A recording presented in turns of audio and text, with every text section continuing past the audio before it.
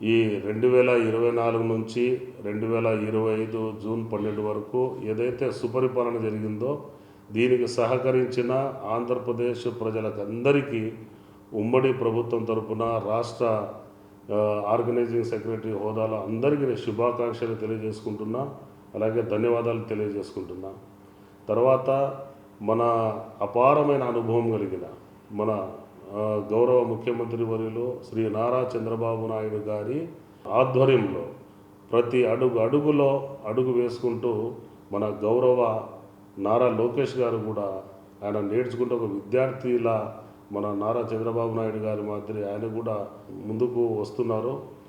ఆయన ఆధ్వర్యంలో education system ఉందో వేరే దేశాలలో ఎడ్యుకేషన్ సిస్టమ్ ఎలా ఉంది అని చెప్పేసి అధ్యయనం చేసి దీన్ని ఇంకా గొప్పగా తీసుకుపోవడానికి ఆయన చేస్తున్న కృషిని అందరూ ప్రశంసిస్తున్నారు.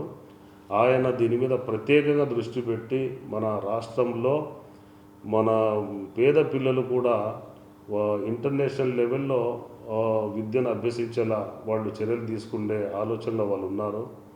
కాబట్టి మనము రాబోయే 10-15 సంవత్సరాల వరకు ఈ యొక్క ప్రభుత్వాన్ని సుస్థిర ప్రభుత్వంలా మనం తయారు చేసుకుంటే మనకు ఇంకా మన రాష్ట్రం అభివృద్ధి కాగలదని చెప్పేసి నేను సవినయంగా తెలియజేసుకుంటున్నా. అంటే 2019-2024 మధ్యన ఏదైతే వైసీపీ ప్రభుత్వం ఉండిందో అప్పుడు మన రాష్ట్రంలో మొత్తం వ్యవస్థలన్నీ కుదేలైపోయి ఇక్కడ ఉద్యోగాలు లేక ఉపాధి లేక చాలామంది రోడ్డున పడిన సంగతి, తర్వాత ఈ రైతులకు కూడా ఎటువంటి గిట్టుబాటు ధరలు లేక ఇబ్బంది పడిన పరిస్థితి మనం చూసాం. తర్వాత ప్రజలు ఈ ఉమ్మడి ప్రభుత్వానికి తెలుగుదేశం, బీజేపీ, ఈ జనసేన యొక్క ఉమ్మడి ప్రభుత్వానికి అపారమైన విశ్వాసంతో 164 సీట్లు ఇచ్చి మంచి పర్సంటేజ్ తోటి గెలిపించడం జరిగింది. ఆ యొక్క విశ్వాసాన్ని మేము ముందుకు తీసుకుపోతూ ఈరోజు ఏదైతే సూపర్ 6 ద్వారా మన గౌరవ ముఖ్యమంత్రి వర్యులు నారా చంద్రబాబు నాయుడు గారు ఏదైతే ఈ సూపర్ 6 అయితే చెప్పారో అది తూచా తప్పకుండా మనము దాన్ని ఇంప్లిమెంట్ చేసే దిశగా నడుస్తున్నాం. అందులో భాగంగా మీకు అందరికీ తెలిసిన విషయమే, నిన్న తల్లికి వందనం కూడా దాదాపు 67 లక్షల పైచులకు వాళ్ళకందరికీ తల్లికి వందనము ఇవ్వడానికి సమాయత్తం కావడం కూడా అందరం చూసాం.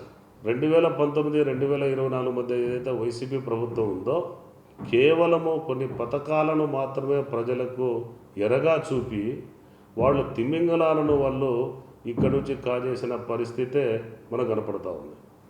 ఈరోజు మన ఆంధ్రప్రదేశ్లో ఉమ్మడి కూటమి వచ్చిన తర్వాత ఒకటి అభివృద్ధి, ఒకటి సంక్షేమం, తర్వాత ఉపాధి, తర్వాత ప్రోత్సాహకం, ఈ 4 చక్రాల వాహనాన్ని మనం ఎంతైతే జాగ్రత్తగా తీసుకుపోతున్నామో ఆ విధంగా తీసుకుపోతున్నాం. కేవలం ఒంటి చక్రం మీదనే రాష్ట్రంలో వాళ్ళు నడపడం జరిగింది. మొత్తం అన్ని వ్యవస్థలు కుదేలైపోయాయి. ప్రతి ఒక్క వ్యవస్థ కుదేలైన సందర్భం మనం చూసాం.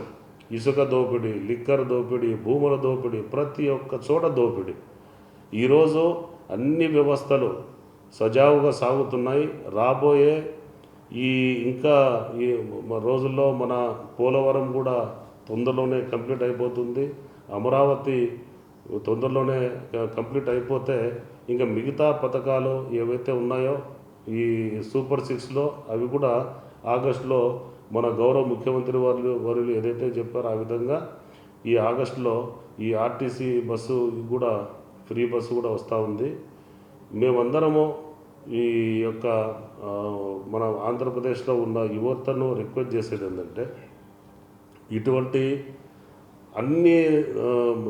అన్నిటి మీద దృష్టి పెట్టే, ఒకటి సమానంగా అభివృద్ధి, ఉపాధి, సంక్షేమం, ప్రోత్సాహకాల మీద దృష్టి పెట్టి నడపగలే శక్తి ఉన్న మన గౌరవ ముఖ్యమంత్రి వారు చంద్రబాబు నాయుడు గారు లాంటి వాళ్ళు సజావుగా మనకు ఇంకా చాలా రోజుల వరకు, కనీసం మనకు 2047 వరకు వీరి ఆధ్వర్యంలో మన గవర్నమెంట్ కింద సజావుగా ఉండగలిగితే యువతకు అందరికీ కూడా మంచి భవిష్యత్తు ఉంది అని చెప్పేసి మీరు ఎటువంటి పరిస్థితుల్లో వీళ్ళు వేసే ఎరలా వేసి తిమింగలాలు పట్టడానికి ఏదైతే ప్రయత్నం చేస్తున్నారో అటువంటి ప్రయత్నాలను మీరు అరికట్టి మాతోటి కలిసి నడిచి ఆంధ్రప్రదేశ్ను మంచి ముందుకు తీసుకుపోవడానికి మీరు అందరూ సహకరిస్తారని చెప్పేసి గత 1 సంవత్సరంలో మనం సాధించినది చాలా మంచి ప్రభుత్వం అని చెప్పేసి అందరి మన్ననలు కూడా మన్ననలు పొందడం జరిగింది.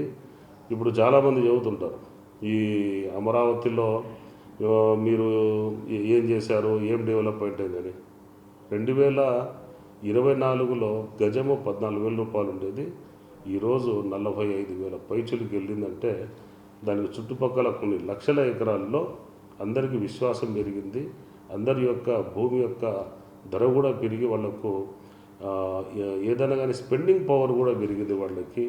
ఇదంతా కూడా మన ఆంధ్రప్రదేశ్ మొత్తం వ్యాపించి రాబోయే రోజుల్లో ప్రతి ఒక్కరు కూడా ఆర్థికంగా ఇంకా అభివృద్ధి చెందుతారని చెప్పేసి నేను అందరికి తెలియజేసుకుంటూ ఈ యొక్క అవకాశం ఇచ్చిన పత్రికా విలేకరులందరికీ నేను ధన్యవాదాలు తెలియజేసుకుంటున్నాను.